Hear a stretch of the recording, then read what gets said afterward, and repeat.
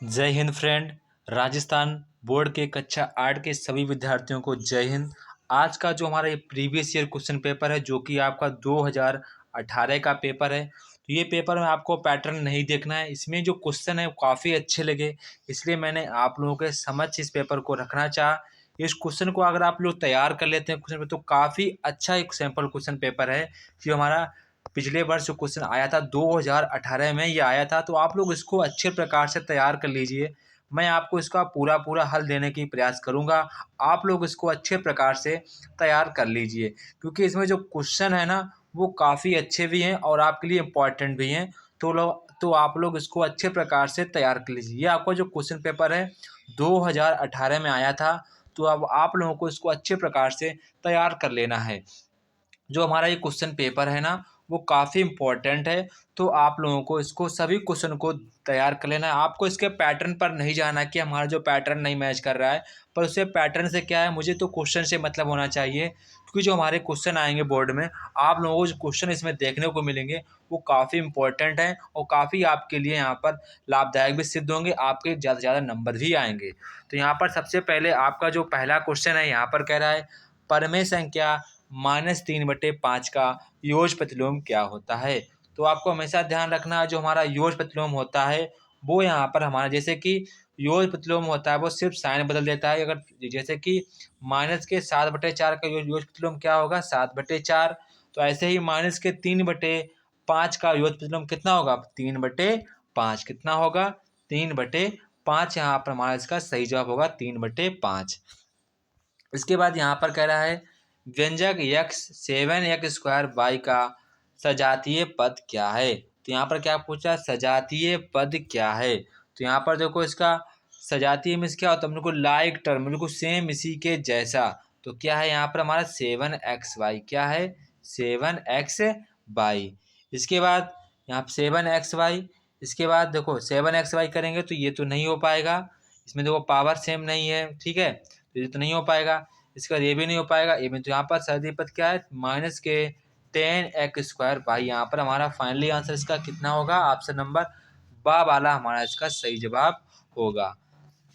इसके बाद यहाँ पर कह रहा है, n भुजा वाले बहुभुज के अंतः कोणों का योगफल का सूत्र क्या होता है।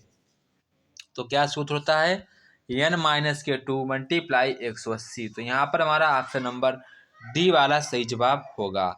इसके बाद यहाँ पर कह रहा है, घन में फलकों की संख्या कितनी होती है। तो यहाँ पर आपको बताना कि घन में, जैसे घन होता है उसमें कितने फलक होते हैं। जैसे कि ये हमारा घन है, ठीक है, ये रहा हमारा घन, बन गया घन। तो आपको इसमें पूछ रहा है कितने फलक होते हैं।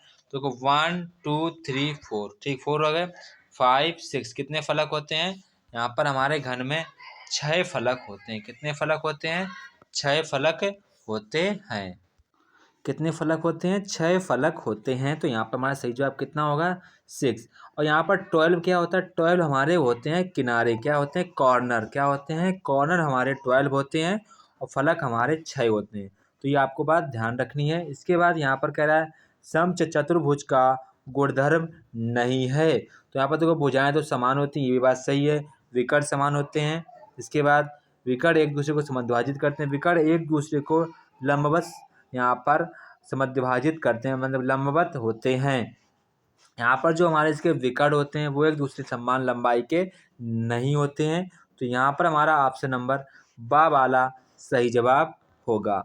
इसके बाद यहाँ पर कह रहा है, एक पासे को फेंकने पर सम संख्या आने की प्रायिकता क्या होगी। तो पासे में 1 2 3 4 5 6, सम संख्या कितनी है, 2 है, 4 है, 6।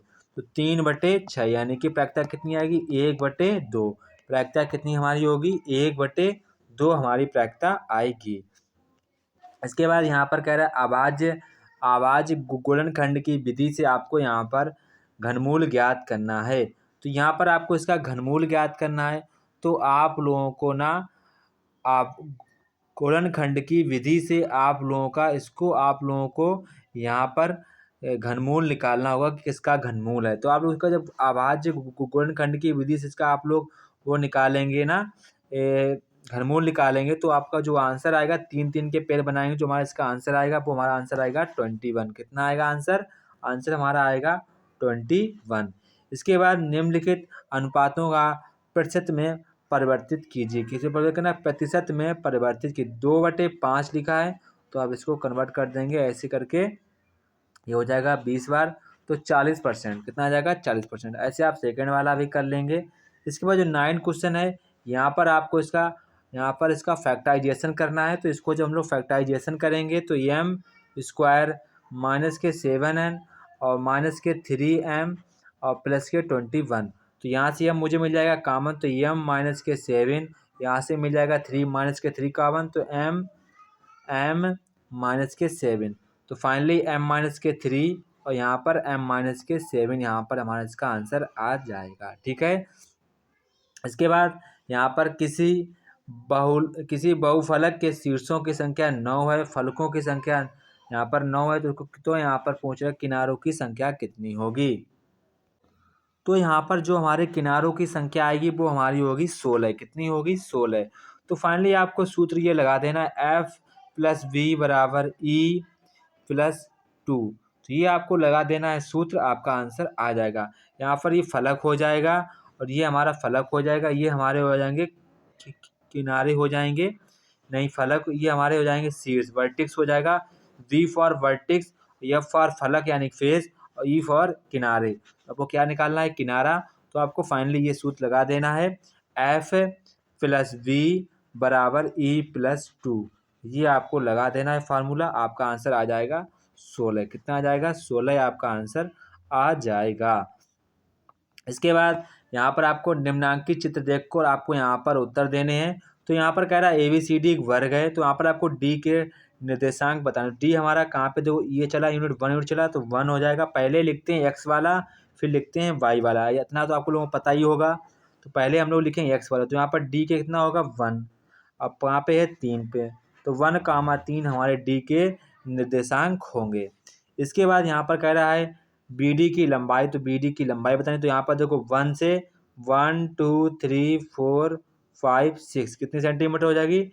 BD की लंबाई कितनी हो जाएगी? 6 सेंटीमीटर हमारी BD की लंबाई हो जाएगी। इसी प्रकार इंग्लिश मीडियम से तो आप इंग्लिश मीडियम से कर सकते हैं। इसके बाद यहाँ पर आपको मानक रूप में चेंज करना है। किसमें चेंज करना है? मानक रूप में। तो यहाँ पर आपने 1 15 2 5 10 की पावर हो जाएगा 3 तो 5, 10 की पावर 7, फिर आपको यहाँ पर लगाना है पॉइंट, तो यहाँ पर 10 का ऐसे कर देंगे भाग, तो यहाँ पर 1.5 गुणा 10 की पावर 8। तो ये आपका मानक रूप में चेंज हो जाएगा। 1.5 × 10 की पावर 8। इसके बाद आप सेकेंड वाला भी आप लोग कर सकते हैं।